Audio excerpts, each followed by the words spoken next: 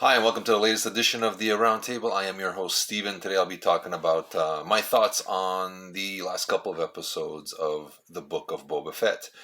Most guys my age who are into sci-fi, grew up on Star Wars, are probably like me, were very excited and were kind of blown away with The Mandalorian.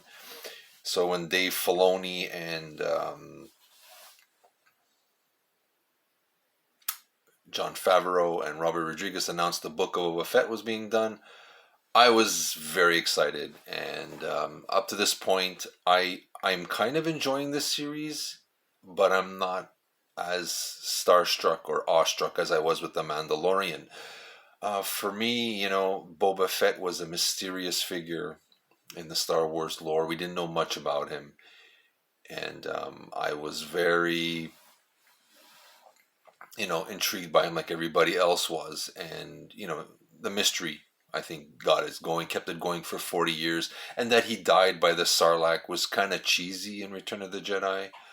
So that he didn't is really cool. I'm glad he didn't die that way. I'm getting hit by, Han Solo as he couldn't see. It was really badly done. I was disappointed in that in Return of the Jedi. That was one of the major things I was disappointed in, how supposedly he died that way, that ridiculous way. Um, with the series in general, I find that Boba Fett is supposed to be this badass bounty hunter, and with this he seems to be very politically correct, very nice. He's not, he's basically going to be the good guy in this series. Not buying that. I don't think he should be. I think this should be kind of like similar to like John Wick in space, except no one kills his puppy. They steal his ship, maybe.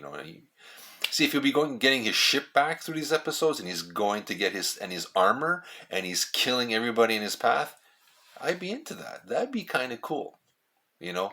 But again, this is Disney; it's family friendly, so they gotta change it.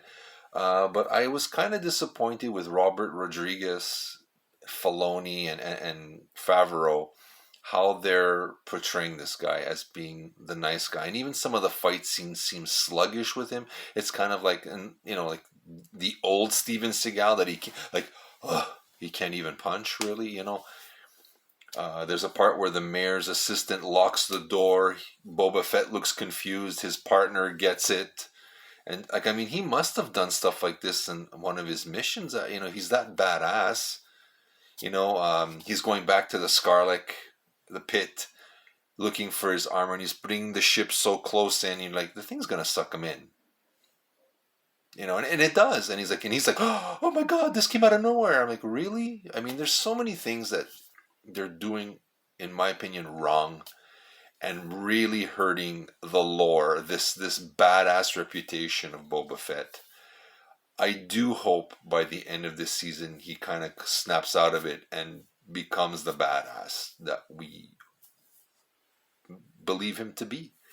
So I still have hope. I'm somewhat like at episode 4. Episode 4 I kind of liked. It was going where I thought it should be, kind of thing.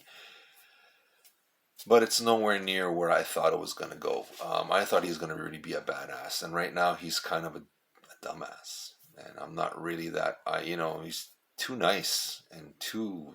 It's, I don't know. There's something wrong there. Um, you know.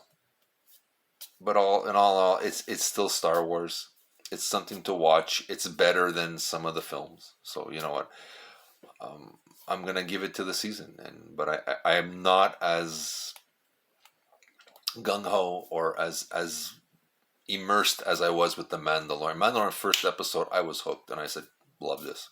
This I'm kind of going, I like it, but I thought I was gonna be like, "Wow, this is so badass," and I'm like going, "Oh no, he's dumbass." It's like dumbass Fett.